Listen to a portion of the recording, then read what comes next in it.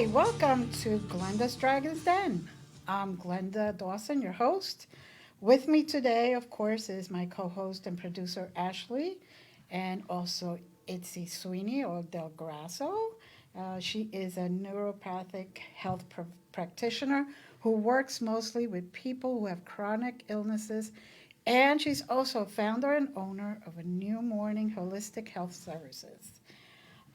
We also had Paul Gilbo, a Reiki master today, and unfortunately, he could not be present. He had some emergency healing facilitation work, and of course, that always takes priority. Uh, during our during our second hour, we will have Chip Reichenthal, a phenomenal radio show host and author of Even the Dead Won't Tell the Truth. Among his many, many accomplishments are some of which he will be sharing with us today. Also, I have my Chief Dragon Wrangler, Larry, and today we have uh, a good subject, life changing subject on the show, near death experiences. And we welcome everyone to the chat and tell us all about your experiences. The chat room is open now. Um, Near death experiences, as we defining it today, where the soul leaves the physical body and goes to another plane of existence and returns to the same physical body. In the second hour, Chip will be discussing his near death experience of his best friend on his 21st birthday, just to round it out a bit. Itzy, hi and welcome. Want to say a little bit about yourself? Hi, Glenda. I'm so happy to be here today with you. You're so interesting, and I love our chats that we've had in the past. Thank so it is awesome to be here. So, yes, I'm a naturopathic health practitioner. My background's traditional naturopathy. I'm also a licensed massage therapist, and I work in the Lehigh Valley and in the Poconos. Great, great. Yes, we do have great talks, don't we? Yes, we do. Definitely. Yes. And our recent talks about our near death experiences kind of woke up this dragon, maybe? Yes. To talk about it even more. So I'm so glad that you have this as your topic today, and I appreciate being here today about that. We love to have you here. You want to tell us something? Do we want to talk about that first, or do you want to talk about? We could Oh. talk about that later. You want to talk about the Talk near about- death experience? Yes, we start with that, and then you bring that Okay. your All right. little toolbox. My little toolbox, my Milwaukee toolbox. So basically, I was talking with Glenda, and she was doing a Reiki session for me. And I was talking about a near death experience that I had, and she kind of prompted me to continue on about it. So I actually have two stories that really were life changing to me, that just changed everything about the way I thought about our existence here on earth and kind of what the reasons that we're here for, Correct. which it seems to be everybody's. When you start really going into thought processes, you do. Everyone at one point in their life says, "What am I here for? What's the purpose of all this?" You know. Purpose of our life path.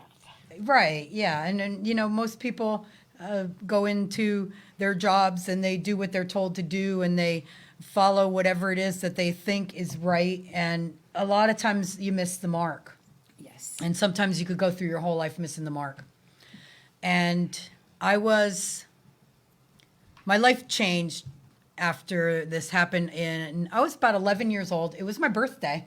And we were down in, I think, Atlantic City or somewhere near there in the ocean, and we were swimming. And my mom was there, and my brothers and sisters. And there was a million people on the beach. And me being competitive like I am, I was out in the ocean, and there were people further out than me in the ocean. And I thought, I want to go out as far as those people are. So I continued to swim out further. And I remember looking back and seeing Mom going like, come back, come back. And I thought, well, there's only 3 people further out than me, so I think I have to go out a little further and then I'll come back. Right. So I kept swimming out further and further, and before you know it, I thought, wow, I think I'm further out than everyone. And then the waves started getting so choppy and they were beating me up. And I just remember thinking, okay, I made it. Now I have to go back. And I could not seem to get my way back. The waves just kept beating me up. And I remember my feet, I remember my toes grabbing the sand. I'm thinking, if I can't swim, I'll run when I get, but the ocean kept lifting me and then dropping me. And every time I dropped, I tried to pedal back. And I was just having so much trouble. And I was just getting pummeled by these waves, and I was just getting thrown around. And I remember starting to swallow some water, and I was just getting exhausted. I don't know how much time went by, but I was truly getting exhausted. And I was thinking, oh my God, I got to keep going. And I was fighting. And every once in a while, the wave would go down far enough that I could see my mom on the shore waving me on, and me thinking, I want to, but I can't. And I kept trying. And at one point, I swallowed so much water, and I remember coughing underwater. And when I breathed in, I took in more. And I was so exhausted, my arms felt like they couldn't move anymore. And I couldn't tell which way was up. I felt like I just was getting flipped all around. And at one point, I saw my own arm floating by me, like it was hanging, like it was dead. And it was floating by me. And I remember looking at my arm and saying, that's my arm. But I was like disconnected from the arm. And there it was floating by me. And I was thinking, that's me. And then I remember like seeing light, but I couldn't tell if it was the sun. I couldn't tell what it was. And I was thinking, oh, I have to go towards the sun. Right. Because that's where I could get out of the water. But at one point, it didn't even matter that I couldn't breathe anymore. Mm-hmm. I just kind of made peace with the fact that I was breathing water at this point somehow. And you probably felt very peaceful at that point. Very Well, loving. at that point, that didn't happen yet. It did come. Yeah. But what happened was, you know how they always say, my life flashed before my eyes, like in the old books and, Right. On Twilight Zone and stuff like Right. that. The truth is, that's exactly what happened. My life flashed before my eyes. My little 11 years that I had on Earth, or 12, it might have been my 12th birthday, I saw what would be like, those old picture books you drew when you were a kid, and you drew a picture a little different each time, and when you flip through the whole thing, you see like something happen. Correct. Well, it was like I saw my life, and it seemed to be a flash. And I remember the things that I saw that were so vivid, and there were many of them, but I'll describe some of them, that it was like a whole nother reality. I remember seeing during that fast flash, Right. it seemed to last a long time, yet it was in an instant.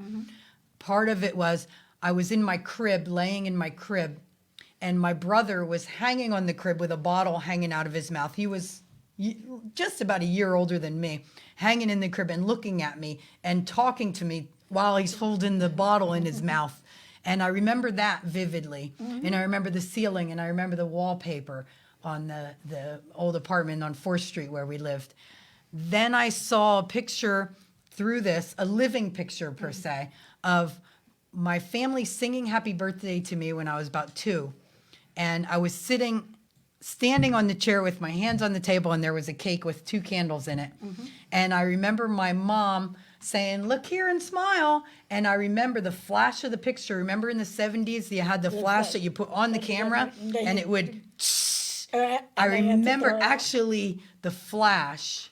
I remember looking at my mom and smiling, and her taking the picture, and I remember the flash cube it burnt, like that burn that it did, and it turned, click, click. Remember how they clicked and turned? There was 4 on each thing. I remember that. So it was so weird because everything was beyond vivid. Right. So I remembered that. And then I remembered other little parts during that time that I was dying, because I remember thinking, like literally, oh, so this is how I'm going to die. Yeah. And I kind of was still at that point, and there was the peace.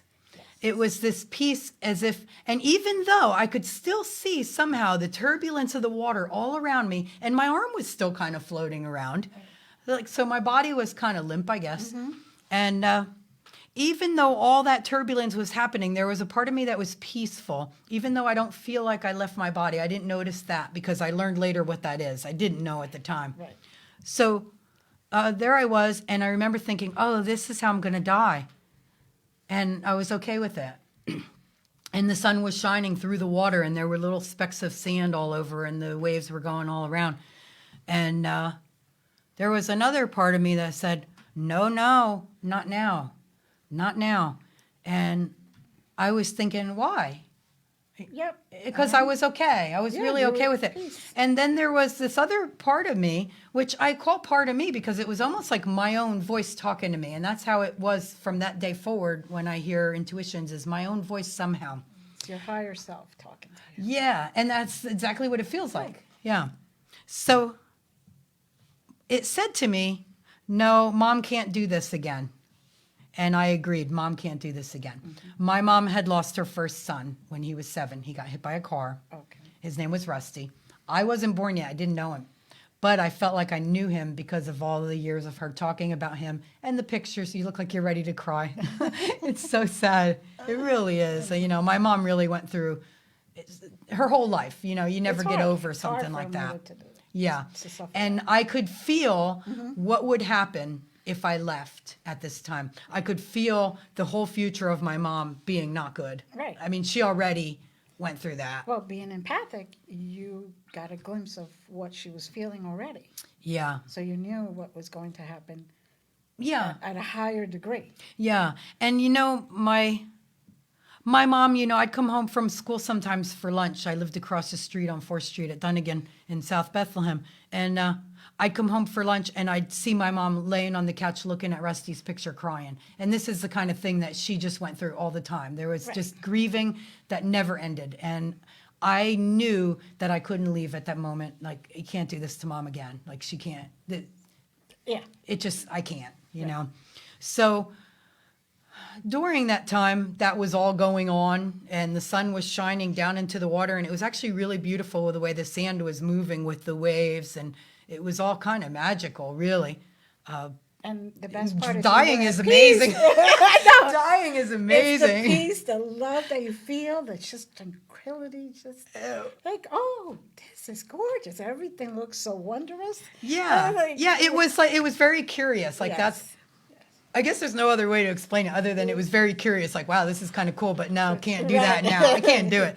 So the weird thing was, as I was in this and all that was going on, all of a sudden I feel something hit me in the head, and it hit me in the head really hard, and it kind of snapped me out of the beauty that I was in. Right. And I remember going, ow, like what the, you know, Right. what? You know, I was just so irritated by this, and I could hear these men saying, grab it. And I'm thinking, grab what? You know, and I was just beyond irritated with Right, everything. I right. was just irritated. So there I was, irritated, and all of a sudden I felt something grab me like under my armpit from above, and then they grabbed my little bikini bathing suit and just lifted me into this boat and threw me in the bottom of this boat, and they gave me a really bad wedgie. And it took me totally from a beautiful place to like, what the hell's going on? This is not freaking fun, you know? Right. So there I was laying in the bottom of this boat. I'm laying on the bottom of this boat, and it smells like fish, and it was nasty. And I remember coughing. I remember they put me on my side. I remember I was laying like on my back. I don't know. But I remember them putting me on my side, and they were hitting my back, and it was really annoying me. Right. And I remember just puking salt water, and I was like crying, and I was irritated. And the guy said, "Why didn't you grab the buoy?" And I'm like, I didn't know what a buoy was, you know, the floating thing that they Right. threw me. And I was thinking, what buoy? Because I didn't know what they meant. What buoy? What buoy? What buoy? So anyway, I guess I was so out of it that I couldn't grab the buoy. I was Right. pretty much out of it. And You were only 10 and you're grabbing for boys? well, you there were a know. lot of nice ones in my area. Yeah, so they wanted me to grab for the buoy, but I didn't even know what he was. So when I was in the boat, I was more irritated than anything. And then as they were bringing me back to the shore, they were yelling. They were saying, "Your mom's waiting for you." And why did you go out so far? They were probably teenagers. They were probably maybe 18, 20 years old lifeguards. I don't Right. really know. But all I remember, I was still laying in the boat, and I remember the boat hitting the sand and the sound of the boat hitting the sand coming Yeah. to a stop, and it was so loud. Right, because it echoed. Yes, it was so loud, and it was just weird. Everything was annoying and loud. And then when we got there and they stopped, they actually helped me out of the boat, and I could barely walk to the towel. I was still puking. Right. Actually, I was still puking. And my mom goes, "Oh my God, Itsy," and she kind of grabbed my other shoulder. One guy had one, and they walked me back to the towel. And I remember just laying down on the towel, and I was just crying because it was so, the whole thing was just so beyond intense Right. and weird, and like, what was that about? Was I drowning? What happened? And I remember my mom saying, "What, didn't you see me calling you back? Yeah. You saw me calling you back." And I said, "I did. I wanted to go out further." Yes. And I was exhausted. I couldn't even go back at that point. Mm. But the guys were funny because they said, "You know, we saved your life." And I said, "No, you didn't. I was okay." And I think about it now, and I think, what kind of snot nose would say that? They really did save my life. But in my eyes, I was just irritated, and I Right. didn't want to be saved. Like, I kind of, there was a part of me that really didn't want to Well, be rescued. it was so peaceful. I It know from my was. own experiences, it is very peaceful. Yeah. And you feel a lot of love, and it's just a whole different other place. Well, are you going to talk about the one you told me about, which to me blew me away? Yes, of 'Cause course, I'm going to talk about that one. Is it the one when you When had your baby? When I had my baby. Okay, Yes. cool. I want to hear it. Yes, definitely.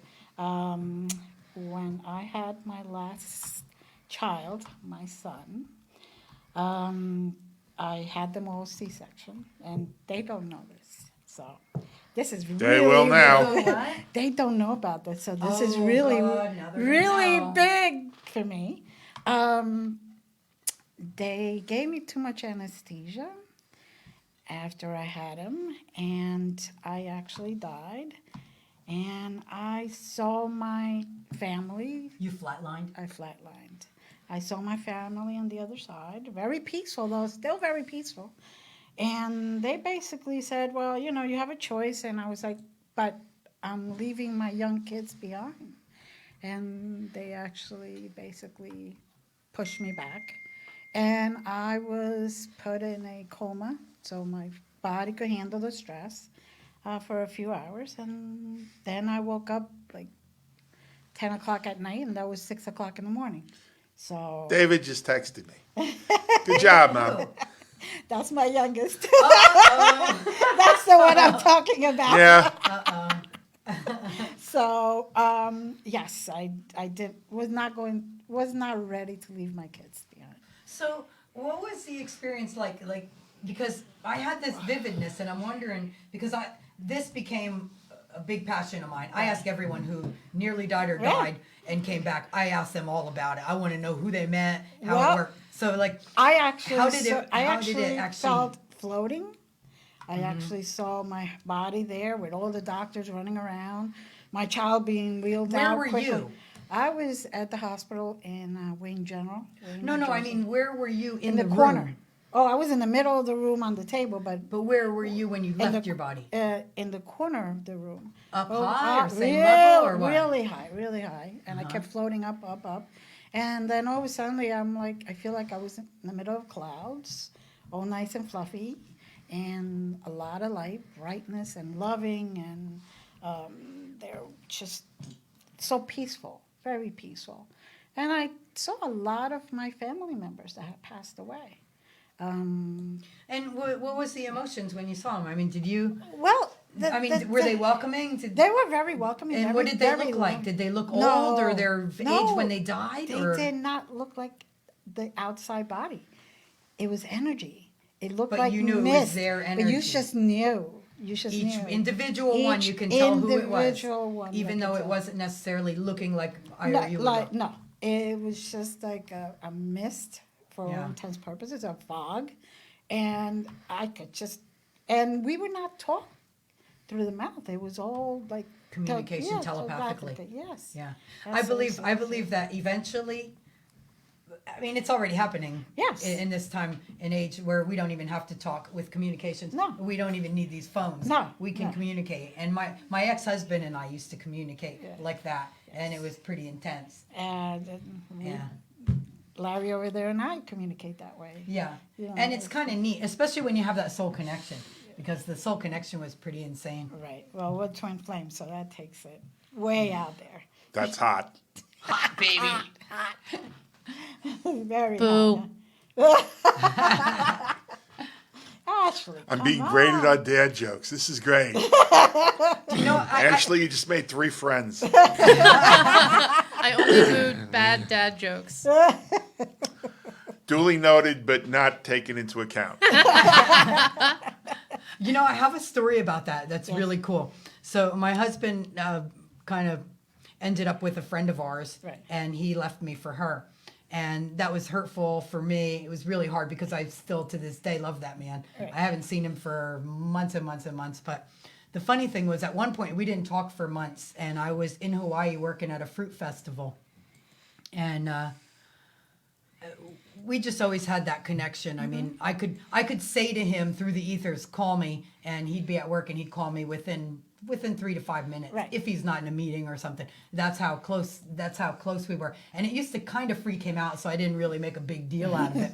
But if I would say, hey, Bill, call me out loud with him not anywhere near, he would call me. Right. It's just how it was.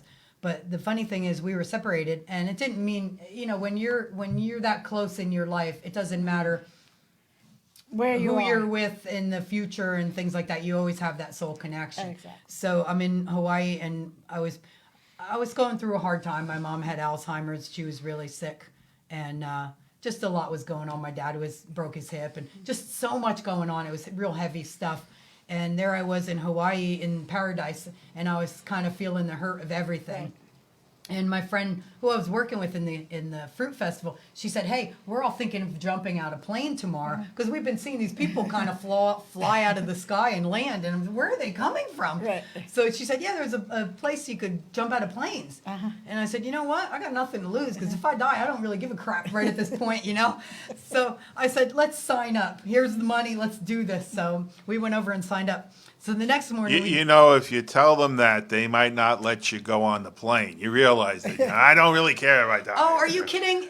Everything you have to sign says, if this happens, you probably will die. If that happens, you probably will die. It's not our fault. Check, check, check. But they want you to care. They want you to care. They want you to care. They want really you to care. do. But you know They what? want you to pull the cord. I had nothing to lose, man. Well, the truth is you have to be with someone else anyway, and they pull the cord. I know. Because I never did it. Right. So there I was. And we were filling out all the forms where, you know, if you break your ankle, it's not our fault. Right. If you fall out of the plane too early, it's not our fault. If your parachute don't work, not our fault. Just all these things. And you have to sign off. And then in case of emergency, who should we call? And I just had this horrible, I'm alone. Like, I was like, I can't put my mom in there because she Right. wouldn't even know what's going on. Right.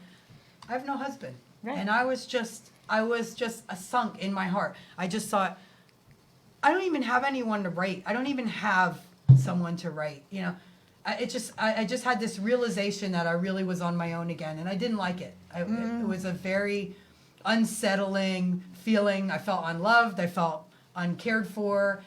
It was rough. And I remember looking at that form, and we're filling it out, the 4 of us that went. And I looked over at my friend Elise. I said, I don't even know what to write here. And I was trying to hold back the tears because I was really. And she said, well, write my name. I said, well, you're on the same plane as I am. You know, stupid. So we laughed a little bit. But either way, I wrote her name. And we had to hand in the papers, and they checked that you made sure you signed everything. And then they gave you a locker to put all your stuff before you get all suited up. So I get all my stuff that I didn't need, that I wasn't, and I was putting it in this locker. And the last thing was my phone, and I was just putting my phone. Now it's 7:15 in the morning in Hawaii. I'm never up that early, you know. So Neither am 7:15. I. Neither am I. So unless I have to pee, go back to sleep. Yeah. But I'm looking at my phone, and I go to put that in the locker. The last thing, I'm just about to close the locker, and the phone rings, and I look at Alicia. She goes, "Don't get it. Come on, we gotta go." And I just went, "It's Bill Sweeney," and I was like, "Oh my God!" And she goes, "We'll get it." And I got it, and he goes, "Hey, what are you doing?" And I said, Bill, what do you want? He goes, I'm sorry. I realize it's early, right? It's early. I'm sorry. He goes, I just wanted to check on you. I felt like something was, are you okay? There you go. And I said, no, I'm not okay. I said, I'm about to jump out of a plane and I just had to sign a paper and I'm not. And he Right. goes, oh my God. He goes, well, enjoy the plane jump and call me and make sure you let me know that you're okay. And That's I had just- it on speakerphone and my friends heard it and they were just like, my friend Alicia started crying. And I said, okay, thanks. I love you. Bye. And I hung up the phone. And I said, can you believe it? We're still connected. Because I thought, there was a part of me that thought that connection was going to be lost No. when we split. That connection is never lost. Yeah. Whether it's here Or in the another other lifetime. Yeah. Never lost. So that's kind of a story to me that just kind of blows me away. Mm-hmm. To know that love never dies. Your love And, never. you know, even if the that's physical foundation. bodies are separate. That's the Yeah. foundation for everything. Yeah. If we just remember that, we have no problems really. Everything could get resolved. We don't have to worry whether we're with someone physically or not. Yeah. And wherever we are, we're just fine. We're going to be fine. Well, looks like we might have to take a break now. So please join us back in a couple of minutes on Glenda's Dragon's Den. See ya. Peace.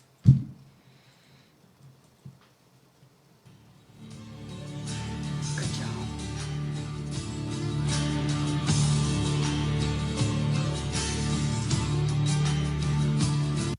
Greece is cheap. But the airfare costs a fortune. Paris? Not much closer, and again, airfare, What about Puerto Vallarta? let's face it, flying anywhere is just too expensive. Wait, what's this?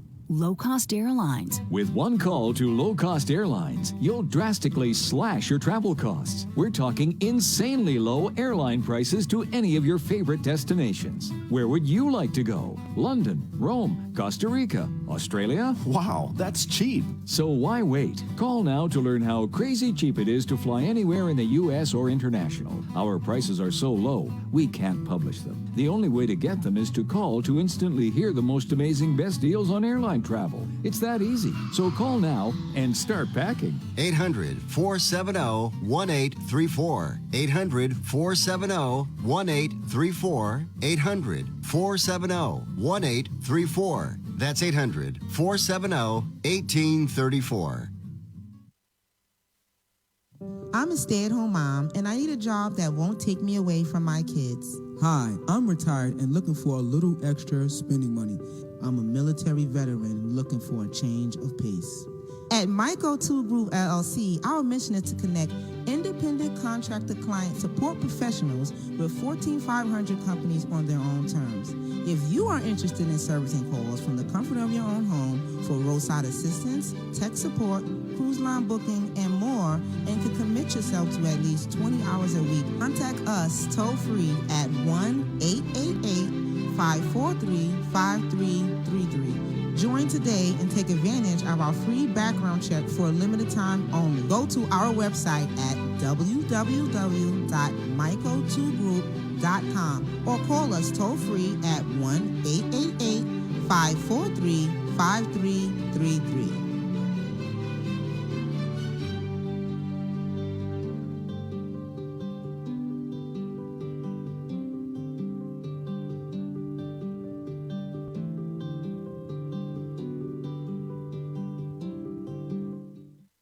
When I need a cut, I go to Diamond Cuts. Ain't no half cutting there. Oh, yeah.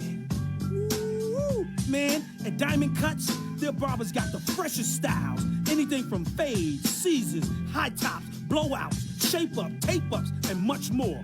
Their barbers can cut men, women, children, young and old. Stop by Diamond Cut at 144 Pocono Boulevard in Mount Pocono, PA. Or just call at 570-216-4912. Ain't no half cutting there, baby paw. Yo, Stan, yo, Ant, yo, Black, yo, Light Skin, yo, E, where y'all at? If you or someone you love suffers from drug or alcohol addiction, now is the time to utilize your private health insurance PPO plan to receive up to $30,000 or more in substance abuse benefits so that you have low or no out-of-pocket costs. We quickly help you verify your health insurance coverage amounts for substance abuse treatment so you can prepare for immediate admittance to a medical detox or residential rehab treatment center now. Select from locations nationwide while receiving up to $30,000 or more in coverage through your private health insurance PPO plan if eligible. We are the National Treatment Network, the premier matching service available 24/7. We help you use your PPO private health insurance with low or no out-of-pocket costs. Call now, 800-961-2480. 800-961-2480. 800-961-2480. 800-961-2480. That's 800-961-2480. Blaze Away, the most effective way to eliminate odor and smoke. Blaze Away permanently removes odors caused by cigars, cigarettes, cannabis, mold and mildew, sweat, pets, cooking, discomposition, plumbing issues, and a whole lot more. Blaze Away is made by Aroma Country out of Cleveland, Ohio. So order yours today by logging on to blazeaway.com. That's blazeaway.com. Blaze Away is a zero water fragrance for a longer aroma and making it the quickest, strongest, long-lasting air freshener available. For more info, call 216-513-5531. Be blown away with Blaze Away today. Developmental Education Services is a nonprofit agency dedicated to providing day supports to adults with intellectual disabilities. Providing educational and therapeutic services to our clients and their families, we are advocates, committed in our work to educate the public of the needs of all individuals with disabilities. Reach out to us at 570-424-5410 or visit devedmc.org, devedmc.org, for more information. MMA Signatures Academy, the Pocono area's only elite boxing MMA fitness academy. Located at 564 Main Street in Stroudsburg, PA, MMA Signatures Academy is your one-stop for all your fitness needs. With classes in boxing, MMA, jiu-jitsu, Zumba, yoga, and self-defense for all fitness levels. MMA Signatures Academy is the home of the all ages, all levels Pocono Boxing Club and features monthly live pro and amateur fights. For more information, call MMA Signatures Academy at 570-872-1444 and visit our website at MMASignaturesAcademy.com.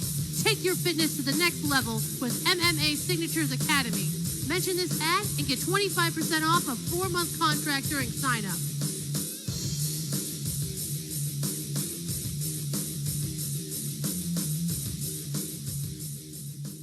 If you're struggling to pay or haven't been making your student loan payments, listen carefully to this urgent alert.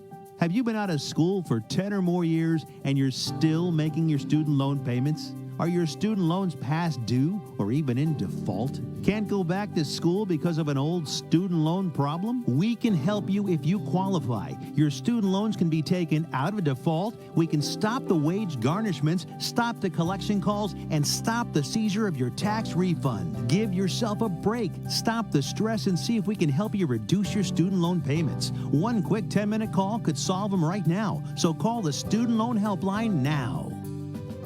800-731-7534, 800-731-7534, 800-731-7534, 800-731-7534. This is a fee-based document preparation service to help you access free government programs. Call for complete details, not available in all states. Have tax questions? You're listening to Glenda's Dragon's Den, and if you're interested in more of Glenda's services, you can go to glendasdragonsden.com, and Glenda has linked there 4 buttons. The first button will take you to Glenda's Magical Creations, and that will give you an idea of the additional services that Glenda has for you. There's also Force to be Reckoned With. That's passive self-defense. If you want a non-lethal way of being more confident in your day-to-day, You can look up the products there. Glenda also has a CBD oil site, CTFO, the premier CBD oil company, which Glenda uses herself to alleviate a number of her symptoms. There's also a doTERRA link that Glenda uses for her essential oils and other products. And of course, these are all top of the line, and they come with money-back guarantees that are also top of the line. We do want to apologize to the skydiving industry for bringing them into a conversation on near-death experiences. That is not intentional and not reflective on the industry as a whole. So now let's go back to Glenda, Itsy, and the Dragon's Den. Welcome back to Glenda's Dragon's Den, and as we continue to discuss near-death experiences.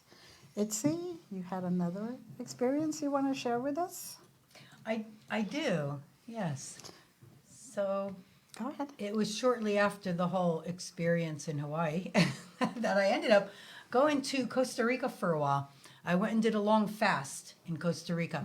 And I ended up loving the place where I was at, is in Guanacaste area, up in the mountains, pretty far from everything. And I ended up coming back to Costa Rica again and being a caretaker for the property for 3 months. So the person who owned the property, he had just left hours before, and I was going to be watching the property pretty much alone for the next 3 months, other than in the daytime when the workers came to clean and there were some people doing some construction on some small cabins. Basically, I was checking on all of them, making sure they showed up and things like that, and watching the property. So the owner had just left a couple hours before, and I was in the kitchen making a nice big salad, and I was excited. You know, this was going to be the beginning of 3 months of being in paradise by myself. Paradise. Yeah, real true paradise, because up on top of the mountain, the sky was amazing at night. You know, no light pollution at all. So I had my big salad, and just before he left, the workers were there, the construction workers were there, and there was a bat that was floating in the pool. And this poor little bat was drowning in the pool. And they were all talking and kind of laughing about this bat drowning, and he saw it, and he thought, oh my God, you know, get this bat. So he got this net, and he took the bat out of the water, and he just set the net on a wall so the bat can kind of dry out and recover, but he had to head out down the road. So I made my big salad, and I set it down on the table in the dining room, which is all outdoors. Everything's outdoors, you know, for the most part. And I remember thinking, oh, I wonder how the bat's doing. So I took one of the cherry tomatoes off my salad, and I walked over towards the pool, and it just had rained, and the sky was beautiful. And I took a tomato with me, and I looked for the bat, and it wasn't in the net. And I thought, oh, good, it must have flew off. Thank God, it's okay. And I was kind of happy. So as I'm going back towards my salad, I was kind of doing a little skip, and the wet tiles, I'm not used to that. And my foot went out right from under me. And I landed, my elbow went right through my rib cage. And I ended up finding out months later when I got home that I had broken 6 ribs. I fell. It sounded like a tree breaking. I mean, it just sounded like just this crunch that was so loud. And I was on my side, and it was wild because it was like this jello feeling, like my whole body was jello, and I was instantly not in my body anymore. But while I was still in my body, I remember I was on my side, and this is where that vivid stuff comes in. This vivid beyond imagination. Like, you can't even imagine how vivid things get when you experience this kind of outer body thing. I mean, you can. Yes. You can. But, you know, if someone had never experienced it, there's no way to even describe. But the best I can describe is the tomato that was in my hand that got caught under my rib cage. you could see I was laying on the ground, and the tomato went broop, broop, broop, and rolled away, and then came to a stop. And it was all in this slow, still time. And I remember looking at the tomato, and it was the most beautiful thing I ever saw. It had a bite taken out of it. It was juicy. You could see all the seeds. And I was looking at the tomato in like adoration, like, that tomato's beautiful. And I'm looking at the tomato, and I remember thinking, I have to get off my side. So I rolled onto my back. And at that point was when I was somewhere else, because I could see everything. I could see behind me, above me, left and right, all at the same time, which I don't even know how to explain how I did. I could see the gate, thinking maybe Lauren's still here. I kept thinking, what am I going to do? Because I was by myself. Right. Everybody had left. And a tear went down from my eye, and I could feel it and see it go down the side of my eye, and it fell as I was laying on my back, and it dripped on the tile. Mm-hmm. And I could see the water go down, and I could see it hit the tile and disperse into a million little droplets. Now, did you actually hear the... I could hear and feel the drip go down. And then when it hit the tile, it was like dynamic. It was just poof. And I remember thinking, that's weird. It was it was so bizarre. Like, it was so, every little thing that happened was, what's the word? Expanded. I mean, I don't even know how else to explain it. Everything just seems to take a whole new level of consciousness. Yeah. Everything seems so much beautiful and glowing and just wondrous. Yeah. Wondrous. And in the midst of the pain that I was in, there was moments within that were just something from another world. I mean, how could I see all around me at the same time? And I remember thinking, wow, this is pretty wild that I could see everything from where I'm at right here. And yet I didn't even know where I was at. Right. Yeah. So at that point, I remember I kind of came back into my body a little bit, and I remember I couldn't breathe. I couldn't breathe in, and I couldn't breathe out because the pain was just beyond intense. And I remember thinking and saying maybe out loud, this is not good. Right. You know, and at one point, I knew that I had to breathe or I wasn't going to make it. Right. And I remember thinking the same thing as when I almost drowned. Oh, this is how I'm going to die. Yeah. And everyone that I talked to, they had that same realization. Exactly. They say, oh, this is how I'm going to die. It's like you say to yourself, all right, so my number came up. Yeah, it's almost like this matter of fact. It's not even emotional charge. There's no emotional charge. No. It's just, well, this is how I'm going to die. Yeah. And then I remember I was trying to make myself breathe. So I was trying to breathe. You know, if your whole breath is, my breath was, right. I just barely could. Oh, you had broken ribs. Yeah. So, I'm just saying, like, when you can't breathe, you're every little that's bit one of that the you do. important things about And you really just feel like you have to keep it going. So I would try to make it longer each time. Right. And I was having a really hard time trying to make it longer each time. And I remember as I was laying on my back, and I was thinking, well, I am breathing. It's not much, but I'm breathing. And then I thought, yeah, this is how I'm going to die. And then there was that choice again. Yes. Where I kind of had a choice to go. And I could see the palm leaves at the edge of the roof dripping water to the edge of the palm leaf, drip onto the ground. And it was all so surreal. It was surreal. And I remember thinking... Slow, if I remember correctly, very slow. Yes, and deliberate. Yes, very slow motion. Yeah. And even though it probably was real time, it seemed so different. Yes. So there's definitely something that happens that's so beyond what the normal everyday life is. Right. And I remember kind of having this choice that I can go. And I thought, oh, I'm going to die in Costa Rica. And I thought, oh.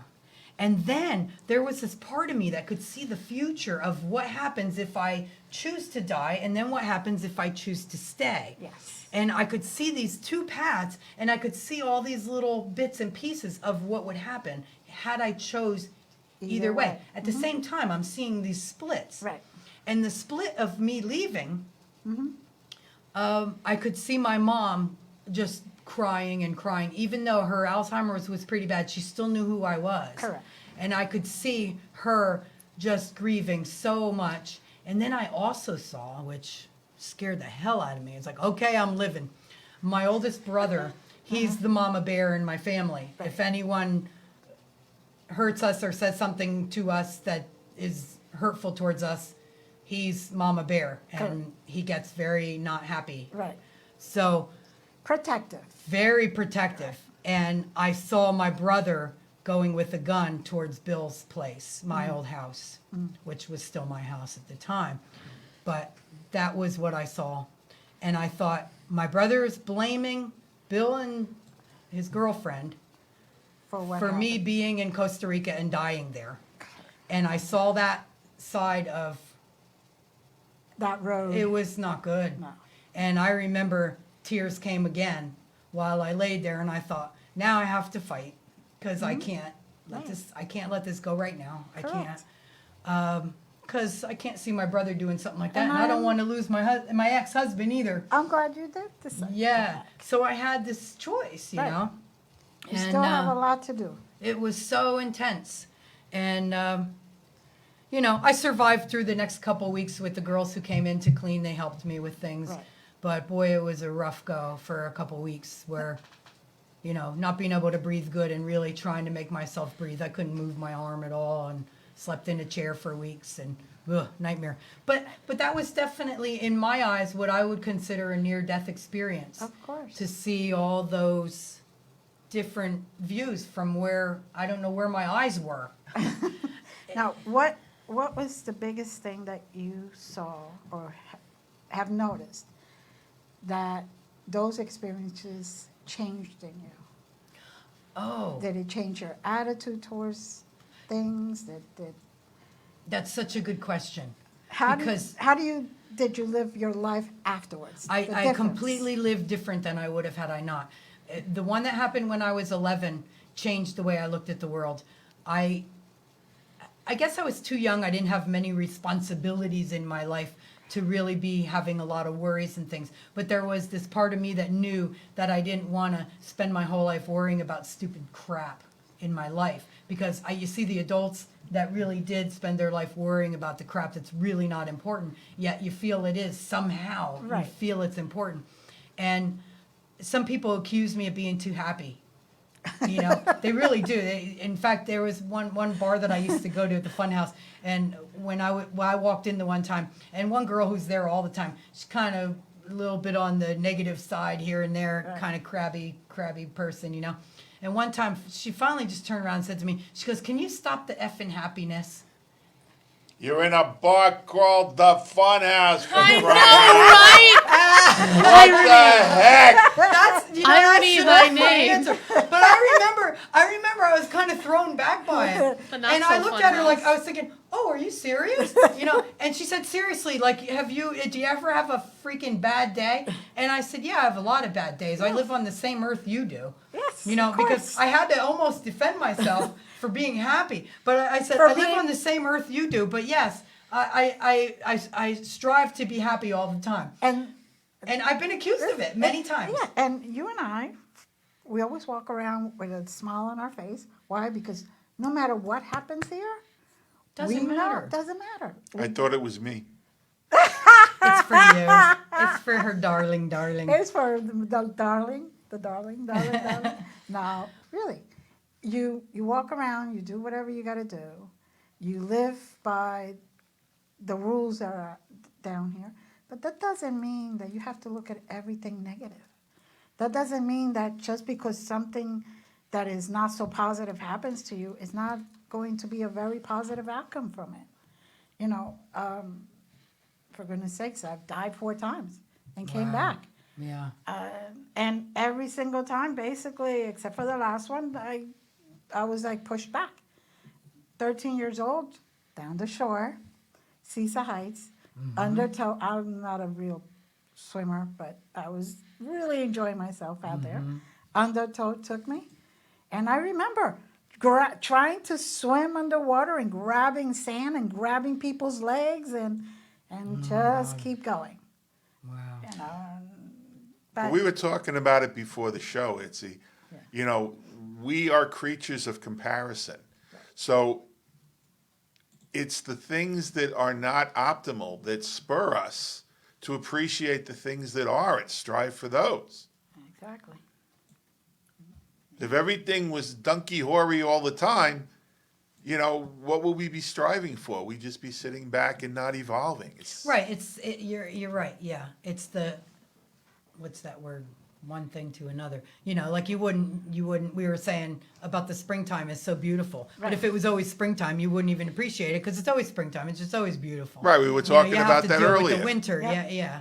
You know, the dark nights of the soul, the shit that we go through. Yeah. You know, the things that we go through that really feel so dark and that you'll never end up out of them, but then you somehow do.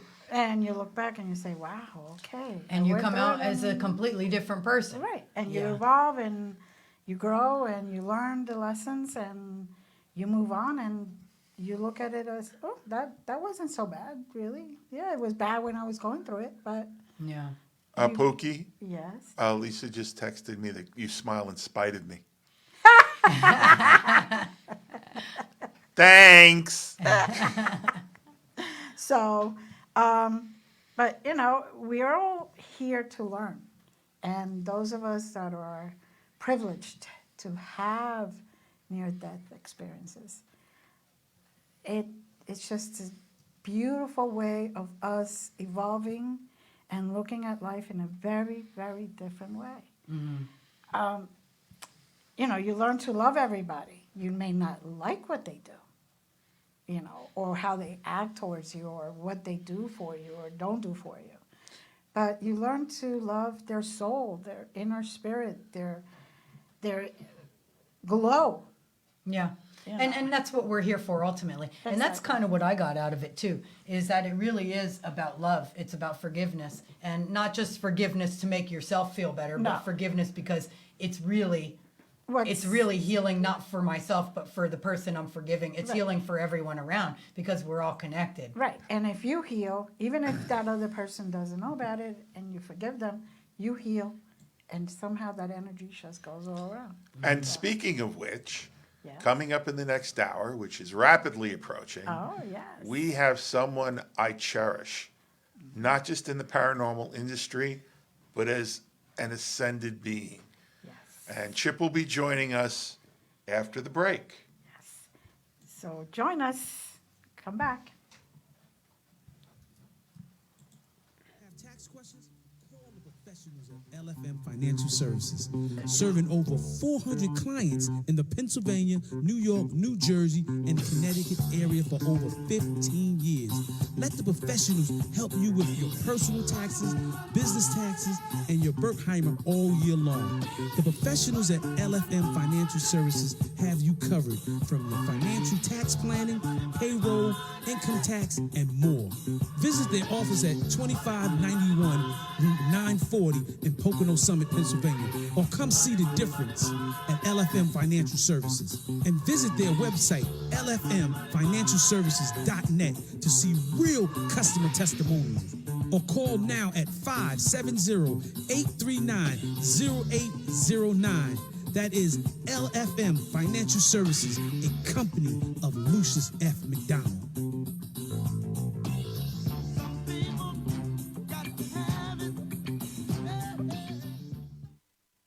Attention timeshare owners. This is an urgent consumer alert from Resort Release, a national company specializing in helping consumers legally get out of their expensive timeshare contract. Resort Release is offering a Better Business Bureau accredited way to legally get rid of your timeshare guaranteed. With our guarantee and transfer service, you'll never pay another timeshare maintenance bill again, and your contract will be terminated. You can begin saving today, even if you've tried another company to get rid of your timeshare. Call and see if we can help. At Resort Release, we only accept the payment after an agreement has been made to get you out of your timeshare. Make this completely free call and learn how this honest Midwest-based company can help anyone, anywhere, legally get out of their timeshare nightmare, guaranteed. Call right now to qualify and receive a free consultation. 800-598-0539. 800-598-0539. 800-598-0539. That's 800-598-0539.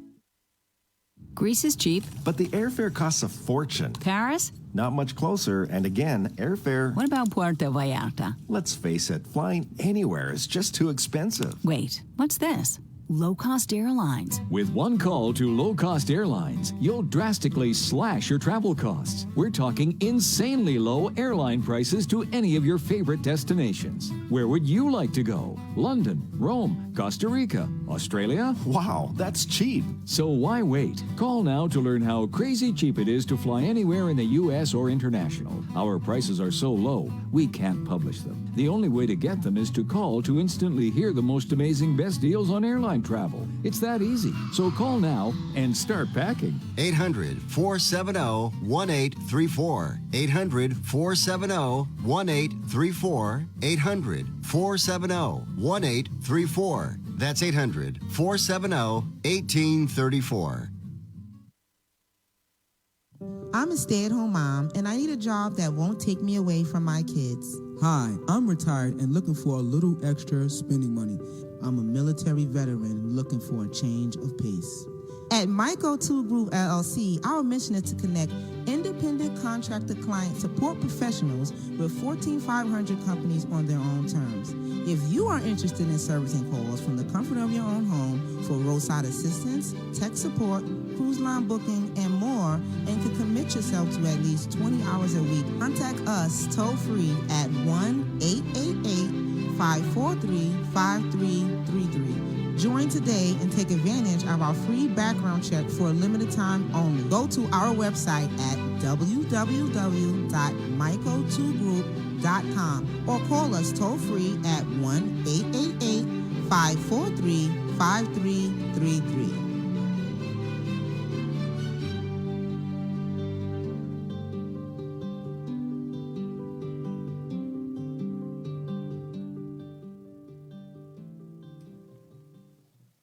Welcome back to Glenda's Dragon's Den.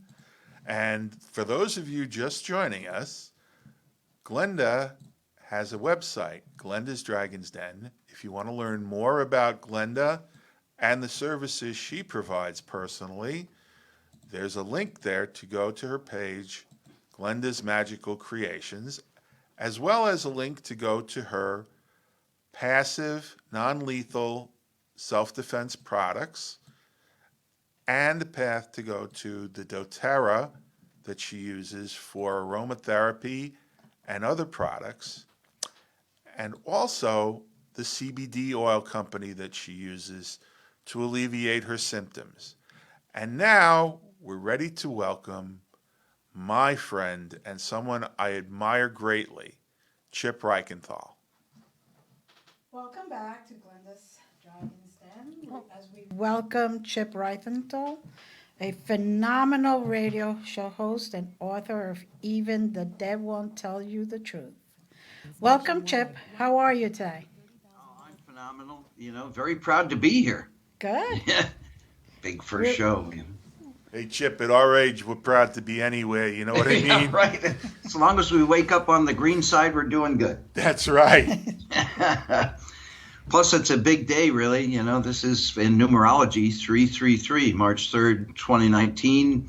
2019 reduces to 3. So this is 333. This is the day of the Ascended Masters, according to many of our spiritual professionals.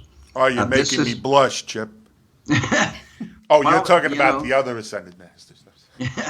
Well, this is look, we've got a very complicated month coming up, planetarily speaking.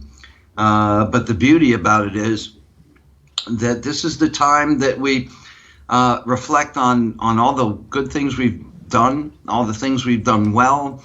It's kind of like when you do a resume, you're kind of forced to look at, how good you are at certain things. A lot of people are uncomfortable with that. Shake the discomfort if you can. Take pride in your own personal power. This is the time to do it. And any life lessons that come at you will be kind of a reflection of what you've overcome rather than further challenges. So if you see them that way, it's going to be a great month. Yes, it is already. Yeah, right? Yeah. And, we got a Mercury Retrograde in a couple of days, so this is one of my last 2 days to be not misunderstood, I suppose. Well, that's just the excuse we use. Well, the good news about this particular Mercury retrograde is it's a shadow retrograde, which means the 5D stuff will be awesome, even if the 3D stuff is a little confusing. Yep. So you want to tell us a little more about that? Not really. No? You want to tell us about your book? Come on. Your book. I want to hear all about it. My book? Yes. Oh, yes. Well, thank you. Yes. Yeah, I actually proudly published author with Row Publishing. The book is called Even the Dead Won't Tell You the Truth. It's kind of a sneaky thing, because it really reflects a first-person perspective of a spirit medium, but it's kind of disguised in the guise of a murder mystery. Mm-hmm. The central character is a spirit medium whose best friend has just been charged with murder. These folks are about 20 years away from their high school years, but the best friend back in high school was like, the big man on campus. His girlfriend was the prettiest girl in town. And here we are when the book starts. Our medium is getting a visit from a homicide detective informing him that the best friend has been charged with murder. The murder victim is the high school girlfriend, who they haven't even seen in years, but here she is dead, and there's very damning circumstantial evidence against the best friend. Now, the best friend was never into any of that talking to the dead stuff, it was outside of his comfort zone. But in his desperation, he asks our medium if he can communicate with the murder victim, the girlfriend from high school, to see if they can get any kind of alibi evidence against the best friend. So it's really a murder mystery, but at the same time, it speaks a lot to a first-person perspective of a spirit medium and his dealing with the dead, the spirits in the afterlife, whether they be earthbound or crossed over. Mm-hmm. It also seems to speak, since you mentioned that he's not used to communicating with the dead, the main reason we asked you to be on the show, because your near-death experience, the initial one that I'm aware of, if you have others, you're welcome to share them, wasn't originally your own. No, it wasn't. And it wasn't really a near-death thing either. I will say I did kind of have one, but no memories of it. 3 days after my 9th birthday, I was on this, high diving board in one of these public pools about 13 and a half feet above ground. Climbed to the top, and my hands were wet, and I slipped, and I fell off from the top of the diving board backwards onto the concrete, fractured my skull. Yeah, I remember that like it was yesterday. I mean, I vividly remember it, but without any trepidation whatsoever. It was almost beautiful. Yep. Because once I landed and got back up, the trees were more beautiful than I'd ever seen before. Everything was in like Technicolor. It was beautiful. It was vivid. Wow. And that's almost a happy place. And it's ironic. But it also explains a lot about my strangeness, which I wear with a badge of honor. I have an excuse. Well, what I was specifically referring to was the my visitation best you friend. received on your birthday, Yeah. which, even though it resulted in a transition to spirit, at the time, it kind of qualifies as near death, doesn't it? It does, and it really defined my life. This was my childhood best friend. We moved into this new neighborhood when I was 2 years old,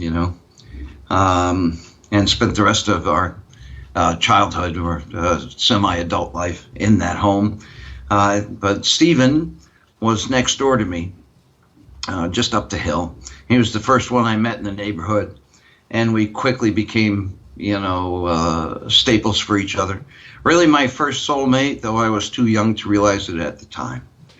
We never argued about things. It didn't matter who had more stuff, who was bigger, none of that stuff ever mattered. Mm-hmm. So it was really just an automatic relationship, from age 2 until about a couple of weeks before my 21st birthday. He had gone down to Florida. I had moved back to my home, which is upstate New York. And he had gotten into this really terrible accident. He was on his motorcycle. It's ironic because he was like the worst driver I ever saw. We were afraid to get in the cars with him. Wow. But this accident was not his fault. It was a drunk driver who ran a red light and basically ran right into him. He was on a motorcycle and he was thrown headfirst into the window of the car. It was like a Lincoln Continental. It was a huge car. So he was brain dead when they brought him into the hospital. And I was informed about it maybe a couple of days after it happened. But he wasn't dead, but he wasn't really alive either. They were keeping him on artificial respirators and things of that nature. Yeah, right. And that was, I'm fortunate enough to say that was my first experience with the death of a close, somebody close to me, almost 21 years old. So I consider myself fortunate to make it that far without anything like this happening. But it was a kind of a rough couple of weeks, because you come to terms, how do you grieve somebody who's not dead? Mm-hmm. How do you not grieve somebody who has no real life anymore? So one thing that I did was I had this little private party. It was me privately partying on this swing set in my parents' backyard on the eve of my 21st birthday. Got a quart of Colt 45. Oh, that was such good stuff, wasn't it? You know what? Yeah. It was, comforting. like for $1.18, it was the perfect buzz, Yes, 40 ounce, yes. Beautiful. And it really helped me kind of process all this, I was working, throughout this whole thing, so this was my night off, and I really had time to just focus and try to process all this. Mm-hmm. And a couple hours into this, there was this, and to this day it's hard to describe, this kind of energy on the swing next to me. I could sense it, but I couldn't see it. And if I struggled to see it, it was kind of like that Arnold Schwarzenegger Predator movie, where that Predator thing is stealth, he's there, but he's not there. Almost looks like hot air rising, on a hot day, where you can see the hot air kind of, it's like that. Mm-hmm. And I just had this strange sense, like something or someone was there. Wow. And I'm like, is there somebody here? And, it was him. It was Stephen. And it wasn't a hallucination. It wasn't creepy. I wasn't scared. I was comforted by it. And that was odd in itself. And that's how you know it was real. Because right? You were in a very peaceful place. Yeah, I was. And, again, I credit that Colt 45, man. Yeah, I still remember the commercials, the way it kicked. Oh, sure, yeah. Glenda's Dragon's Den is not sponsored by Colt 45. No, it's not. It's not. But we're open to it. Yeah. So how did you Right. know it was him? Was it the feeling? Was it the feeling of his presence? It was this, it was an odd feeling because, look, I didn't have mediumistic kind of things when I was a kid. I didn't see ghosts or anything like that. A lot of my friends who are spirit mediums had these things happen to them when they were kids, and this sort of thing never happened to me. I was reading about it and stuff, so I was fascinated in that kind of stuff, even at a young age, but I never thought that it would have any bearing on me. But yeah, it's like, as well as if I had seen him. It's that same kind of thing where all my senses are going, yeah, that's him. Exactly. And look, I had conversations in my head what I would say to him if I spoke with him, you know. And I would run those conversations in my head, but when he spoke in those conversations, it was my inner dialogue speaking on his behalf, you know. Right. But here, now, on the swing, he said things that my wildest imagination wouldn't even attempt to go. It was beyond anything that I could imagine in these conversations. Wow. Because, you know, first he came to wish me a happy birthday. You know, we were very well aware of when each other's birthdays were, and we never forgot, you know, even as kids, which is saying a lot, really, as a kid. But so he wished me a happy birthday, but then he said, look, I want to give up, and I came for your blessing. See, I wouldn't imagine that. No. That's not anything in the conversation. And I'm like, what? You know, give up? What do you mean give up? And he goes, look, you know, I mean, I'm not happy where I am, you know. And I'm like, hang in there, man. You know, they'll fix you. They'll come up with something, you know, strong survive.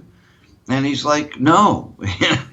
And look, he was this real independent kid. He ran away from home about 15 times, not because it was a bad home, just because he wanted to be on his own, make his own decisions, you know. Right. Usually he'd take a street bus or something and then walk around in a couple of cities from where we lived, you know, just to have that independence. And even knowing him and knowing his will to independence, I still tried to talk him out of it, you know. No, man, hang in there. And he's like, look, I'm brain dead, okay? You know, they can't fix that. I can't think for myself. I can't speak. I can't move. They're bathing me. They have to feed me through tubes, you know. They have to fix me when I go to the bathroom. Do you know how humiliating that is? He says, look, there are worse things than death, all right? And death is my answer, and I came for your blessing. Wow. And because he put me in his shoes, you know, and said, you know, what would you do if you visited me? You can't feed me anything. You can't talk to me. I can't talk back. And just see me lying there like a stone. And I'm like, you know, he put everything in that he was going through in my shoes, so to speak. So I understood fully and exactly at that point what he meant. And I suddenly became very touched, you know, because I realized the weight of the gesture. And I said, okay, I get it. I get it. You know, I'd be worse. You know, and yeah, okay. That makes sense to me. I fully understand. Absolutely. You know, I love you. I'm glad you came and visited me. You know, I absolutely give you my blessing. And maybe, you know, you can come visit me like after, you know. But he embraced the weight of my words, you know. And same way I embraced the weight of his gesture. And he thanked me, like, fully, you know. And then he was gone. That energy on that swing was gone. It was just this swing next to me as it had always been. Wow. You know. And I wallowed in the weight of that. It was more of a beautiful weight, really, you know, after he was gone. Now, 10 minutes later, my mother comes out of the house all the way to the swing set on the backyard. I've known my mother all my life. This was like 3 a.m. She's never been up at that hour, let alone outside, you know. And so she came out and she said, you know, Stephen's parents just called. You know, they did the hard thing. They flew all the way down to Florida and they pulled the plug on him. He died about 10 minutes ago. They wanted you to be the first to know. Wow. And at that moment, I realized that I had an audience with my first soulmate, you know, my best friend through childhood at the moment of his death. You know, happy birthday to me. That's beautiful. Wow. Beautiful experience. That's a great story. So what have you done with that? What have you done I've done, you know, I've spent, you know, this was, 1979, so this will be 40 years this year, wow. July. And I've looked into it, this was not the explanation of death that anybody had told me. It's not according to the church. It's not according to school. It's not according to your parents. It's not according to your friends. It's not according to anybody in your social network. At the same time, in 1979, you couldn't talk about this stuff. No. You could say, hey, Stephen came to me at the moment of his death. You get a freak label pretty easily, Nobody talked about that stuff. And it made researching it very difficult, And then you come into spirit mediums, and they wouldn't talk about that stuff out loud.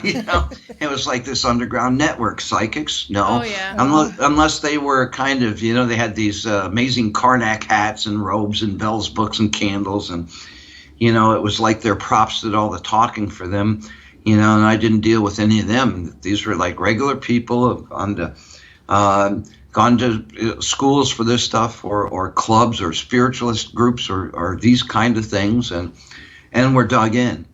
And then you get to learn who the good psychics were and who the bad psychics were pretty quickly.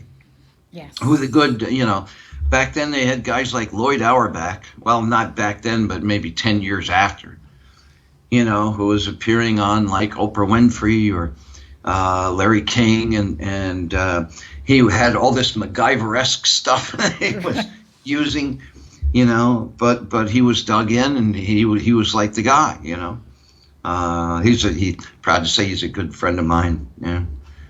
But over the years, I learned.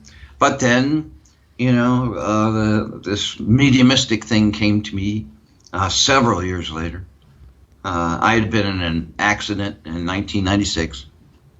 Hurt my back, really triggered this whole degenerative thing, and the fibromyalgia and the osteoarthritis, spinally, all this stuff, and so they put me on these medicines, but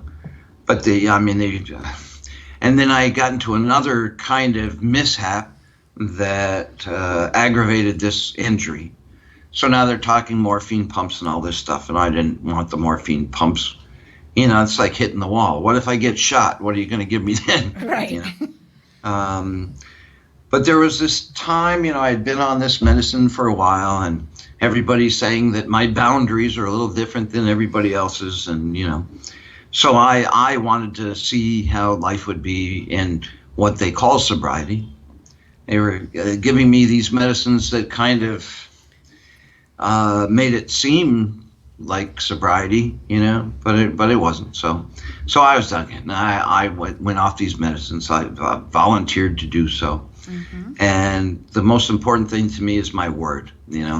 If I can't be a man of my word, then who am I? So integrity is like, if somebody pulls a gun to your head and says, "What's the last thing you're willing to lose?"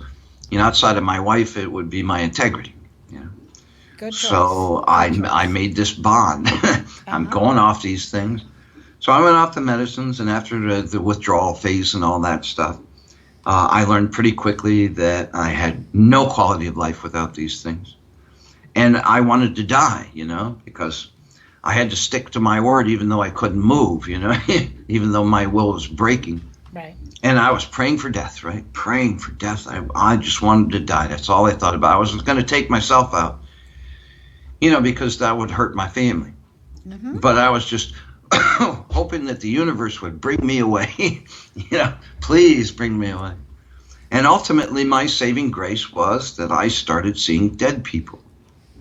And these dead were not, the kind that mediums talk to on TV. These were earthbound spirits, ghosts, if you will. Yes. The kind of spirits that are portrayed on all the TV shows as evil, out to get you, just there to jam you up and push you down a flight of stairs. And they were saying to me, "You don't want to die. No. You don't want to be like us. Trust me on that. We're the voice of authority on this. You don't want to do this." So you had an intervention with the afterlife. Right. From these spirits that are misconstrued or misinterpreted as malicious. And shame on people for that, in my opinion. Mm-hmm. So They all just wanna these be nasty, heard. they were murder victims. Some were murderers. Some were suicides. You know, these are the kind of things that people want to, tick off for the studio audience, and they saved my life. You know, and I got to get to know some of them. You know, counsel them. I brought them into the light eventually, with the greatest of honor. You know, to me, Chip, you can cross a spirit over. That's the most beautiful thing you can do. yes, it is. Yes, it is. You were willing to talk to them and listen and be an ear for them. And that's basically what a lot of them just want. They just want to be heard. Yeah, they really Respect do. them. Well, I was because of my best friend and the experience I had with him, I learned almost instantly to walk in their shoes. You know, Exactly. see why they're there. You know, what their sorrows are, what their aggravations are. You know, what their sins are. And Uh, even their fears. They carry their fears, and that's why They a lot they of them they do stay. carry their fears, and a lot of it was, I mean, uh, I guess my favorite example was this girl, um, who took herself out. She was in a situation where her father, it was just her and her dad, Right. and he would sexually abuse her, verbally, physically, every which way but loose. He was basically his prisoner. And one day, she got him really upset over something, and he pushed her down a flight of stairs. She broke her back and became paraplegic, which only to Dad made her more rapeable. Right. So it got to the point where one of them had to go. She would either take him out or take herself out. And she elected to take herself out. But because Father was always reading Bible passages to her, she felt like that act was a great sin. So she wasn't worthy of going into the light. So it took a lot of counseling to get her to realize that she's in an unlivable situation, up against a wall, given a choice that very few people really have to have. Right. And well, she wasn't Lizzie Borden, Mm-hmm. She took herself out, but we had angels and some divinity that allowed her to know that this really wasn't a sinful act. This was a choice she had to make where there were no other good choices to make. Right. Well, my understanding of divine will is killing someone else is a last resort, but it's certainly not a great situation. Chip, we have to go to break. Will you stay with us coming back and help us close out the show? Absolutely, brother. All right. And Larry, I love you, by the way. I love you too. And we've both had similar experiences with children that have been given the dogma of what happens when they feel they're denied entrance into heaven. And we've both been privileged to help facilitate that. Talk to you in a minute. All right, buddy. If you or someone you love suffers from drug or alcohol addiction, now is the time to utilize your private health insurance PPO plan to receive up to $30,000 or more in substance abuse benefits so that you have low or no out-of-pocket costs. We quickly help you verify your health insurance coverage amounts for substance abuse treatment so you can prepare for immediate admittance to a medical detox or residential rehab treatment center now. Select from locations nationwide while receiving up to $30,000 or more in coverage through your private health insurance PPO plan if eligible. We are the National Treatment Network, the premier matching service available 24/7. We help you use your PPO private health insurance with low or no out-of-pocket costs. Call now, 800-961-2480. 800-961-2480. 800-961-2480. 800-961-2480. That's 800-961-2480.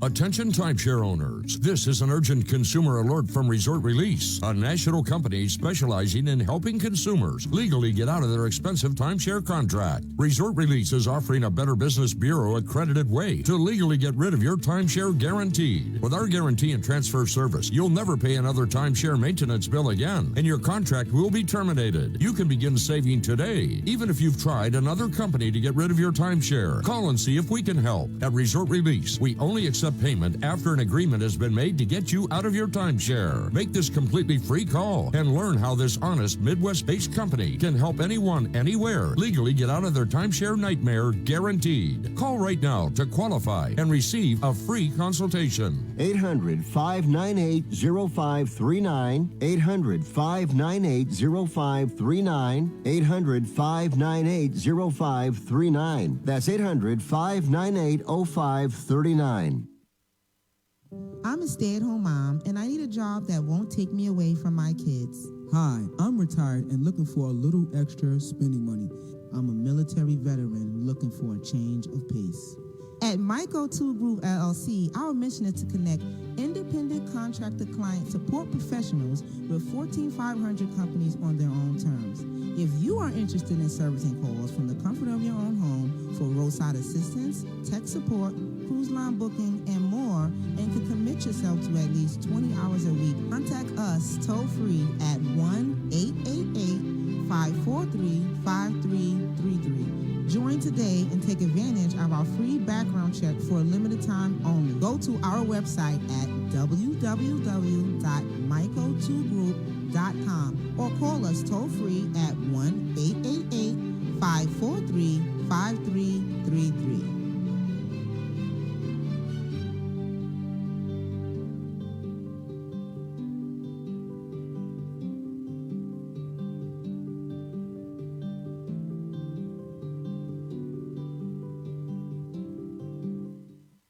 If you're struggling to pay or haven't been making your student loan payments, listen carefully to this urgent alert. Have you been out of school for 10 or more years and you're still making your student loan payments? Are your student loans past due or even in default? Can't go back to school because of an old student loan problem? We can help you if you qualify. Your student loans can be taken out of default. We can stop the wage garnishments, stop the collection calls, and stop the seizure of your tax refund. Give yourself a break. Stop the stress and see if we can help you reduce your student loan payments. One quick 10-minute call could solve them right now. So call the Student Loan Helpline now. 800-731-7534, 800-731-7534, 800-731-7534, 800-731-7534. This is a fee-based document preparation service to help you access free government programs. Call for complete details, not available in all states. When I need a cut, I go to Diamond Cuts. Ain't no half cutting there. Oh, yeah. Woo, man, at Diamond Cuts, their barbers got the freshest styles. Anything from fades, scissors, high tops, blowouts, shape-up, tape-ups, and much more. Their barbers can cut men, women, children, young and old. Stop by Diamond Cut at 144 Pocono Boulevard in Mount Pocono, PA. Or just call at 570-216-4912. Ain't no half cutting there, baby paw. Yo, Stan, yo, Ant, yo, Black, yo, Light Skin, yo, E, where y'all at?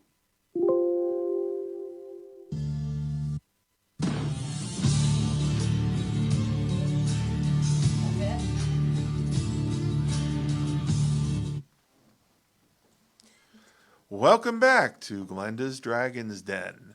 Those of you who are interested in learning more about Glenda and some of the services she offers and some of the products that she herself uses are welcome to go to glendasdragonsden.com.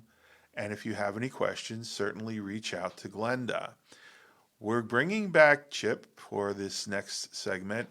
And I just want to say that those of you that have listened to Chip and hear the depth that he brings to the understanding through his personal experiences, he brings that same depth to his novel.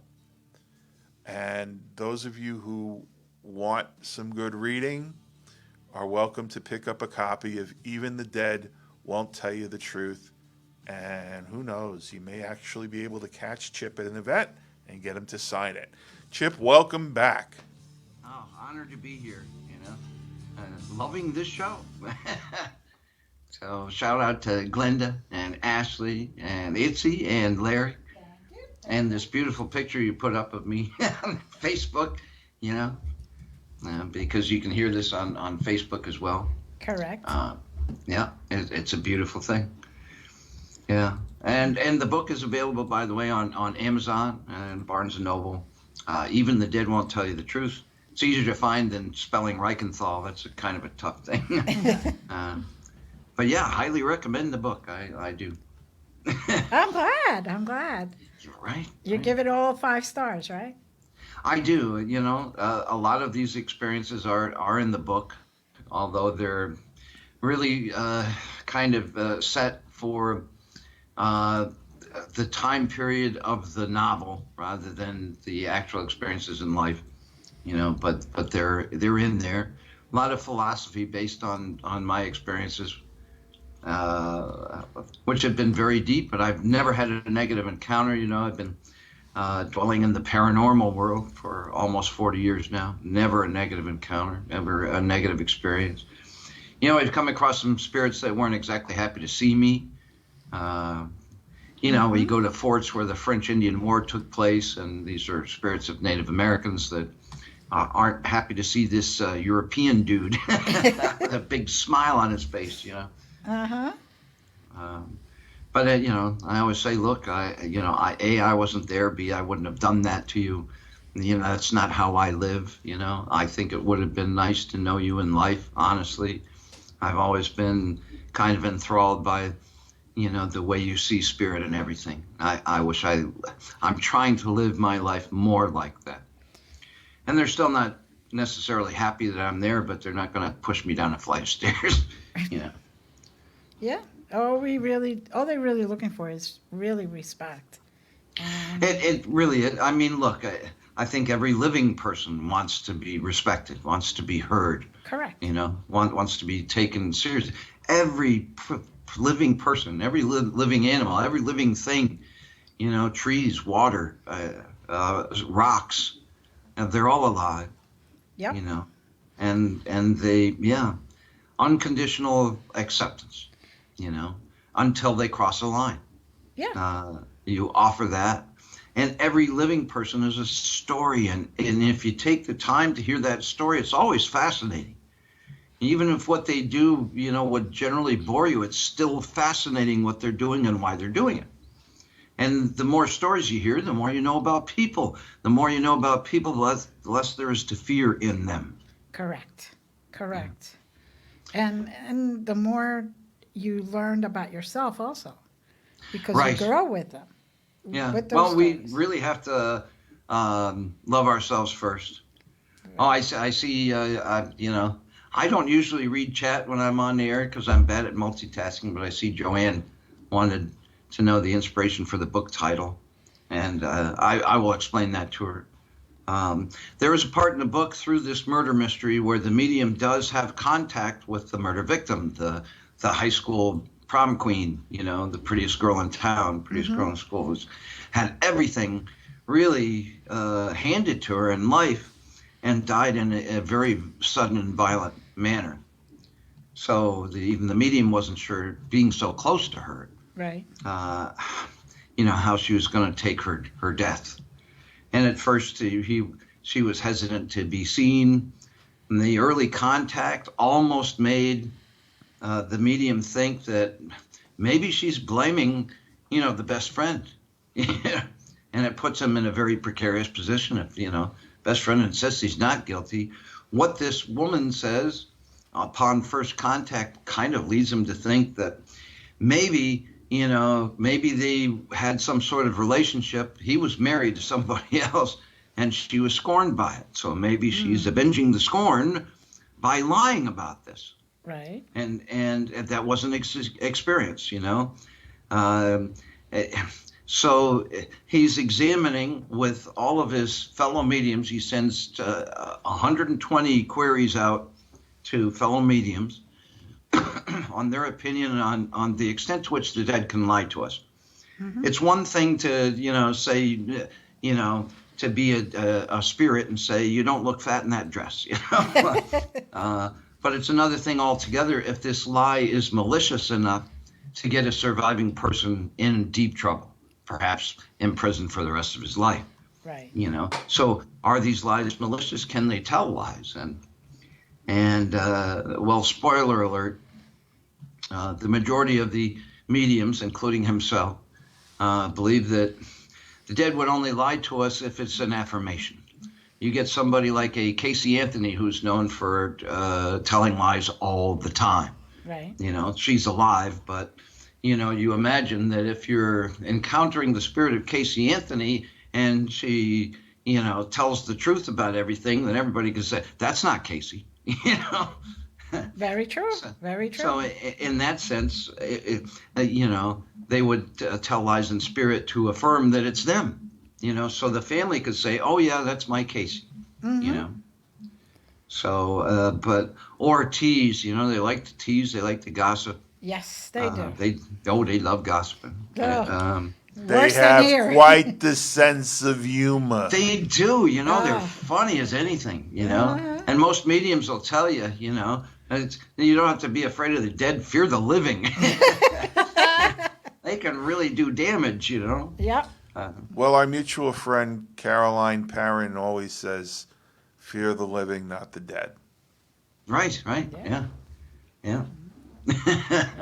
Yeah, forget the ghost, beware of me. and she's had enough experience.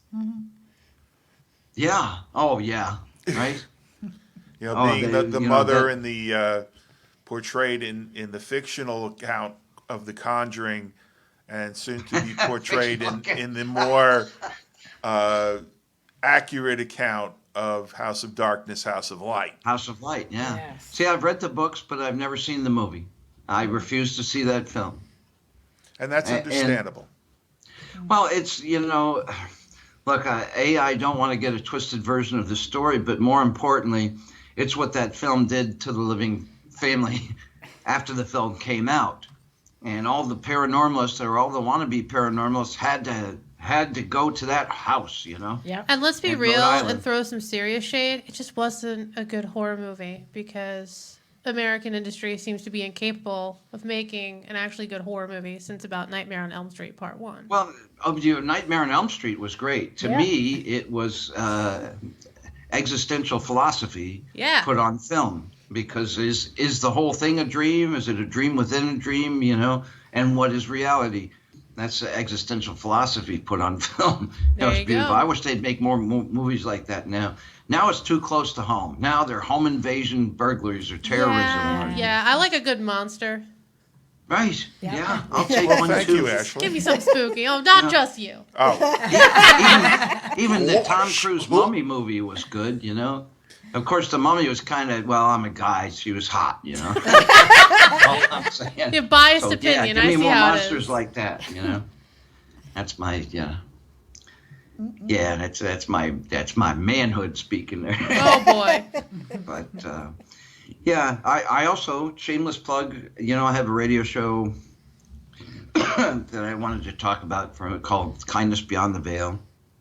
It is my passion project, It's on two networks, Nice. WCET.FM, which formerly L&M Radio, but still at latenightinthemidlands.com. Okay. Every Monday night from 7 to 9 p.m. Eastern, we're live, and they rebroadcast on Wednesday from 7 to 9 p.m. Eastern.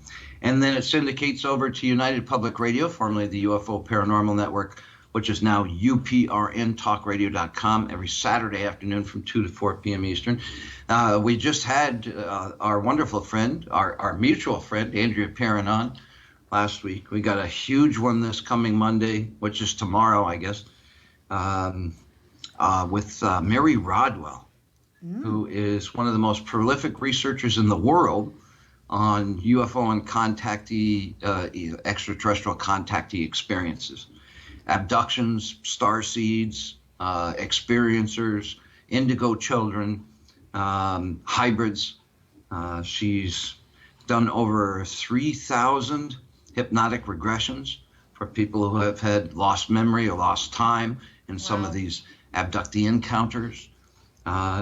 She works with the Dr. Edgar Mitchell Free Foundation. That's an acronym for the Foundation for Research into Extraterrestrial and Extraordinary Encounters. And for those of us who aren't Apollo inclined, can you tell us who Dr. Edward Mitchell was? Yeah, sixth man to walk the moon. He was an astronaut. That is so cool.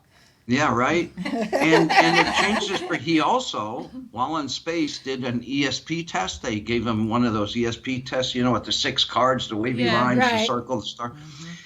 And he actually proved that telepathy is faster than light.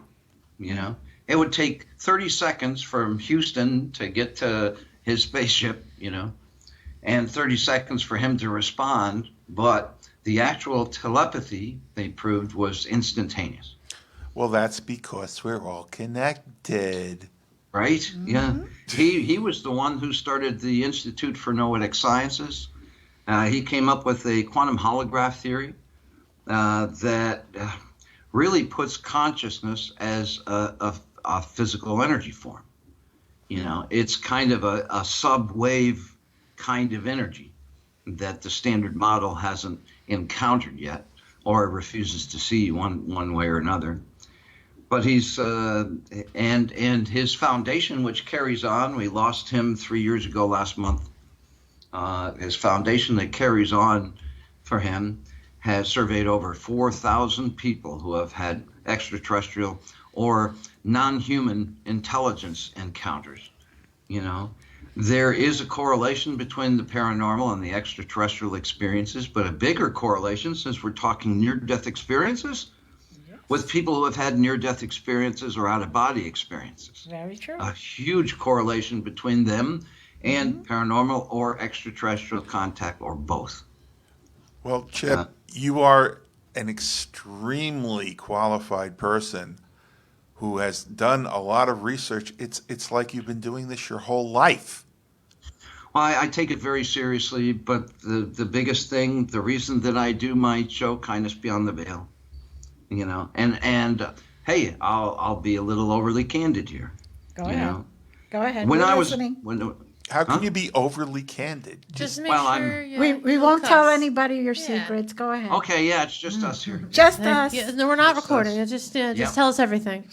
Yeah, you be in the walls. Exactly. Exactly. When I was 11 years old, my cool sister. See, I had 2 sisters, one 7 years older, one 8 years older. So I was like the freak to them, Oh, get the little kid out of here. Whenever boyfriends came or anything like that. And of course, I always liked older people. So old soul, but still aggravated the hell out of it. Yeah. But I had a cool sister and a nurturing sister. My cool sister, when I was 11, took me to psychics. She was kind of into that stuff. And even though as a tarot reader myself, I would never read anyone under 16 unless it was kind of imperative. Right. They did it. A psychometrist, somebody who holds an object of yours and sees things, had a tea leaf reader and a palm reader. All 3, one in New York, one in Massachusetts, one in Connecticut. They knew nothing of each other. Not even that any of them existed. But they all told me that I would live to 71. Okay. Which, when you're 11 years old, is phenomenal, but when you're 60 is not so good. It's a whole nother story now. So let's assume that they're all right, and I've got maybe a decade left here. You got a lot to do. So we got to get the equipment up and running so we can still have your radio show on air from the afterlife. Yeah. It's like live from the afterlife with Chip Reichenthal. Well, the neat thing about radio is it is a light wave, It is light. Right. So it transmits not just to the living, but spirit can hear it. No poem intended there. The extraterrestrial or interdimensional realms can hear it. Exactly. So, and it's a beautiful thing. And years after I'm gone, they'll still be hearing it somewhere, Yeah. Years after I'm gone, somewhere it'll be 2019 somewhere. Somewhere. Where this kind of repeats. I think time is a loop, personally. I think that, the advanced people taught the ancients, because it's part of that loop. Yeah. But, if you had a decade left on Earth, what would you do with it? What kind of legacy would you want to leave behind? What kind of mark would you want to make on the world? If you had 10 days left, what would you do?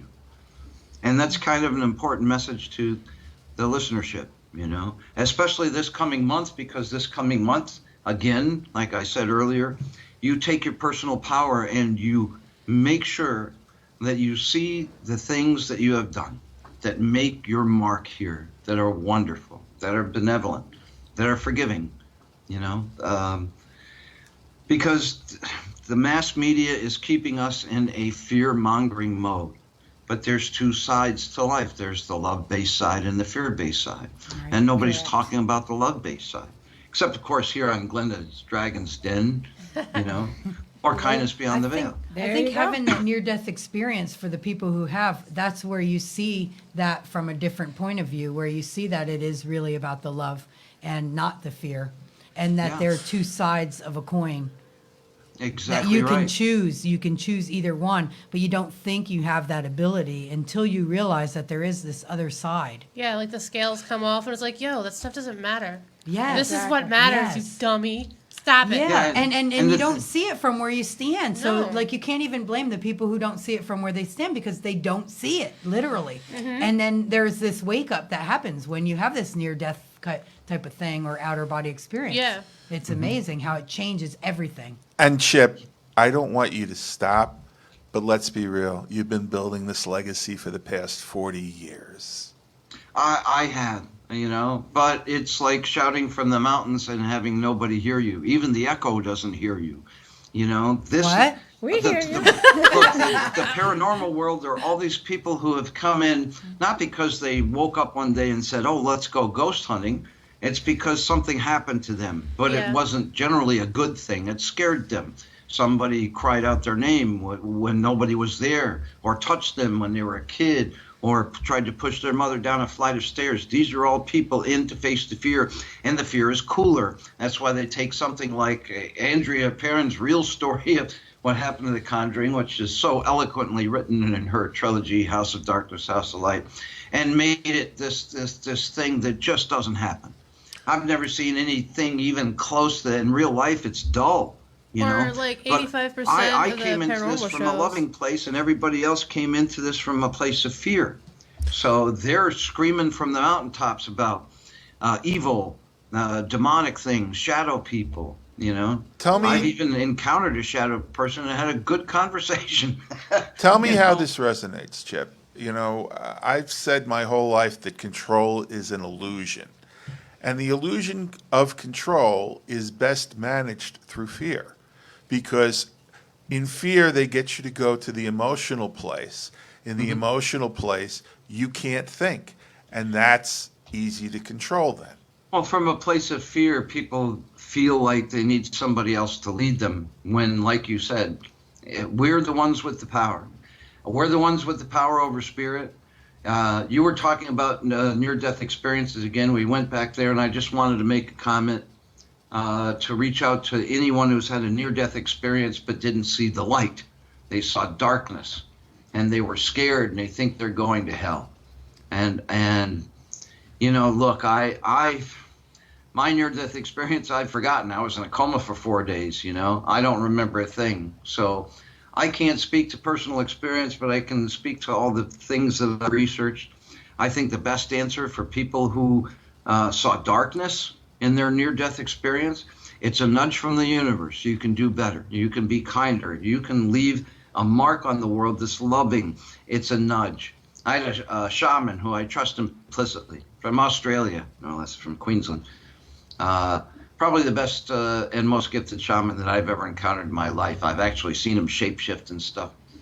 But he said that he had a near-death experience, and in his astral walks, oftentimes he sees the darkness. Right.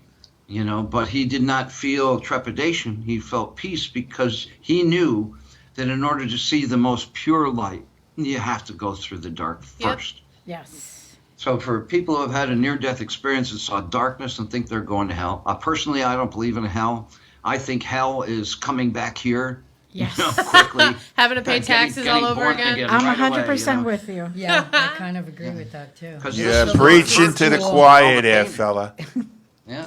This Yeah, is I where all the agree. pain is. This is where all the suffering is. This is Yes. where you get to see it or experience it. Or the perceived pain and suffering. Or the perceived pain and suffering. Yeah. Because this life is actually just a drop in the ocean of eternity. Well, I had this one guy. I know we're getting close to the time, so I'll make this quick. Real religious guy, didn't believe he was dead. He had this sudden heart attack, like real sudden, like boom, one bad beat and you're gone. Right. And he was this huge guy in his community. He's a big lawyer and a politician and very biblical. And it took me a while to convince him of his death and to cross him into the light. Again, something I'm very proud of. And he came back and visited me.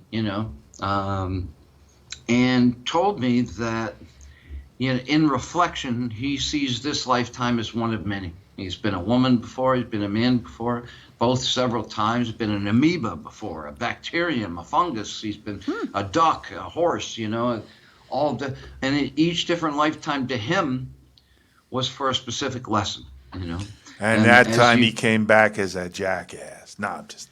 No, I don't know. Nah, He came back. I'm still talking to the spirit that I knew. Yes, I'm no, sure I he's someone else now or something else Right. now. Of course. But he was very biblical, and for him to say that this was a series of lifetimes, even though he walks with his Lord, Right.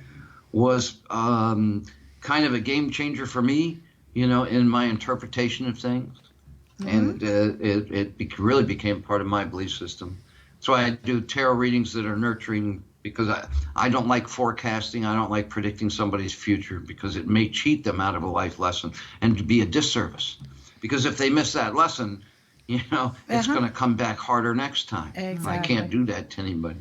Right. But I can counsel them and nurture their soul and allow them to see the things that they don't see that are around them that they can use for their strength in a season's worth of time. Good psychics do a service. It's more about the message than the money. Exactly. And any good spirit medium will tell you it's not 100% accurate all the time thing. The best ones will say that. Yep. Because that's true. And you also have free will. Yeah, free will is a huge thing Yep. and a thing for us all to remember. That's the thing that really makes us unique in the universe. Correct. Through all the extraterrestrials and all the spirits and all the people and all the living things and all the things that have died, all the things in space, time, and dimension. We have free will, and we can make the decision to do better, to be more giving, be more loving. Look at our life through the eyes of a 7-year-old, not us at age 7, but any 7-year-old who sees innocence and magic in everything. Yep. And all the aggravations suddenly become magical. Well, remind me, Chip, to send you the lyric to the song I wrote for my son, Through the Eyes of a Child. I'm going to ask you to promo your show and your book one more time as we wrap this up, and to please stay available if you can for about 5 minutes after the broadcast. And then, Itsy, I'm going to ask you to do the same because we are coming to magic time, and I want both of you to have the people know where to find you for your services. Absolutely. Well, ladies before gentlemen, then. That So means you it's you first. I guess that would be me. Well, thank you for having me here. It was really an interesting evening for sure. My name is Itsy Sweeney, and on Facebook, I'm Itsy Delgrosso, which was my original unmarried name. And you can find me also on Facebook under New Morning Holistic Health Services. So if you friend me on Facebook, just leave a message if I don't answer you right away that you heard me on the show, on the radio show. And you could like my page, New Morning Holistic Health Services. And if you mention that you heard me on this radio show, I can give you $5 off any, or actually $10 off any of my services. So I'm looking forward to hearing from you, and thank you so much. But in a nutshell, what are your services? Well, I'm a naturopath, so I help people mostly with chronic illness to overcome some of the pain that they may be suffering and a lot of the symptoms that they're suffering, and just make their life a little bit easier with different lifestyle choices. I also, for the local people, do massage therapy, and I've been studying Thai massage, and I'm changing it up a little bit from deep tissue massage and going more towards Thai massage these days. So that's Thank what you. I've been doing. Wow. And Chip? Yeah, Itsy will have to hang sometime. Thank you, Chip. That'd be awesome. Well, Itsy will also be tied down for a few minutes after the broadcast. Right, yeah. Literally? We're so going to hang Not literally. Not, Wow, not I didn't know it was that this kind of Oh show. boy. Speak for yourself, all sorts of Ashley. salty words that would be finable if we said them here, so that'll be fun. We'll have to tape that too. But yeah, quick promo of Kindness Beyond the Veil. It's my radio show. We take a kinder look at paranormal, extraterrestrial, supernatural, metaphysical, and spiritual events to show that there is benevolence in extraterrestrial contact and spirit contact with ghosts, one's path to ascension, a lot of things that we can heal. Do we have the power to heal ourselves? A Soft Place to Land, 2 hours every Monday night, live from 7 to 9 p.m. on WCET.FM, which can easily be found at latenightinthemidlands.com. Show is rebroadcast Wednesdays, also from 7 to 9 p.m. That's Eastern, all times. And on United Public Radio Network, formerly UFO Paranormal Network, at uprntalkradio.com every Saturday afternoon from 2 to 4. They just posted the archive of the great show we did with our mutual friend Andrea Perrin, which we highly recommend you check out. Tomorrow night, Monday, we'll have Mary Rodwell, one of the most prolific researchers on UFO and extraterrestrial contact and starseeds. And a week from Monday, the folks from LL Research, who did the Book of Ra, talks about something called the Law of One. I suppose if there was an extraterrestrial religion that is widespread, it would be that one. Remarkably close to some of our religions here, but they refuse to consider it a religion. So a great show. Even the Dead Won't Tell You the Truth is my book from Rowe Publishing, available on Amazon.com, including a Kindle, BarnesandNoble.com, and at the Rowe Publishing Company at RowePub, ROWEPUB.com, for Even the Dead Won't Tell You the Truth. Major thanks for being here on the premiere show of Glenda's Dragon's Den. It was What an honor absolute that pleasure. has been. Thank you. Absolute pleasure. I'd like to take this moment to thank all of our guests. Chip, Itsy, of course, my co-host and producer, Ashley, my dragon wrangler, Larry. I also want to thank everyone who joined us and on Facebook and on the website, on Wild FM. I send you love, light, and peace throughout the week. Please have a phenomenal, blessed week. Now, next week, on Sunday, 6 p.m. Eastern Time, we have right here on Wild FM, again, we were going to bring a very special guest, Sensei Joe Gracia. He's an author and founder of the Right Hand Path Reiki system, and he actually is one of my mentors. I am so looking forward to hearing from him. And tell us a little bit about the Right Hand Path quickly, Glenda. Basically, it's the only Reiki system that has been accepted by the American Karate Association. And I'm the 9th level Grandmaster, and he is the only 10th level Grandmaster. And that makes you a? Sensei. Sensei says. Sensei says. That's a new spin-off show, Sensei Says. Have a great night and a great week. Thank you very much. Thank you. Bye-bye. Good job.